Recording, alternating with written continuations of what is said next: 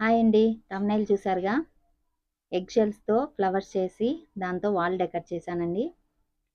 So, నేను professional కాదు అయినా ట్రై చేశాను. ఎగ్ షెల్స్‌ను కూడా ఇలా వాడొచ్చు అన్న ఐడియా వచ్చింది. సో, దానికోసం నేను ఎగ్ షెల్స్ తీసుకొని వాటిని ఫ్లవర్ డిజైన్ వేసి సిజర్స్‌తో కట్ చేశానండి. చూడండి ఎలా చేశానో.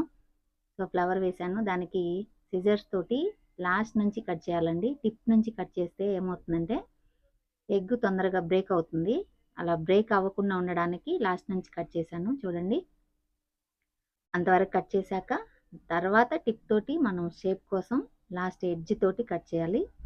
సో, ఇలా ఫ్లవర్ చేశానండి. ఇలా కాకపోతే మనం చేత్తో కూడా ఫ్లవర్ దాకా బ్రేక్ చేసుకుంటూ తీసుకొచ్చి తర్వాత సిజర్స్ తోటి మనం కట్ చేయాలి.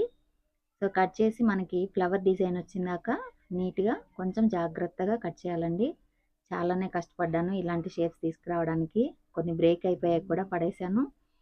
సో, మీరు కొంచెం జాగ్రత్తగా కట్ చేస్తే వస్తుంది. తర్వాత దానికి రెడ్ కలర్ వేసి ఇలా బ్రౌన్ స్కెచ్ తోటి మనం కొంచెం స్ట్రోక్స్ ఇవ్వాలి. తర్వాత బ్లాక్ కలర్ మధ్యలో డాట్స్ పెట్టుకొని ఫ్లవర్స్ చేయాలండి. తర్వాత మనకిక్కడ ఇలా మనకి ఫ్లవర్స్‌ని అరేంజ్ చేసుకుంటూ ఒక వాల్ డెకర్ అయితే చేశాను నేను. సో, మరి నచ్చిందో లేదో నాకైతే తెలీదండి. ఒక ఐడియా కోసం అయితే నేను చేశాను.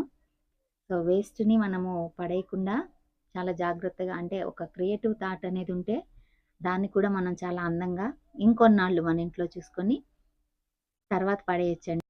ఈ వీడియో మీకు నచ్చినట్లయితే లైక్ చేయండి, షేర్ చేయండి, సబ్స్క్రైబ్ చేయండి. ఇలాంటి మరిన్ని ఐడియాస్ కావాలంటే సబ్స్క్రైబ్ చేయడం మాత్రం అస్సలు మర్చిపోకండి. Thanks for watching.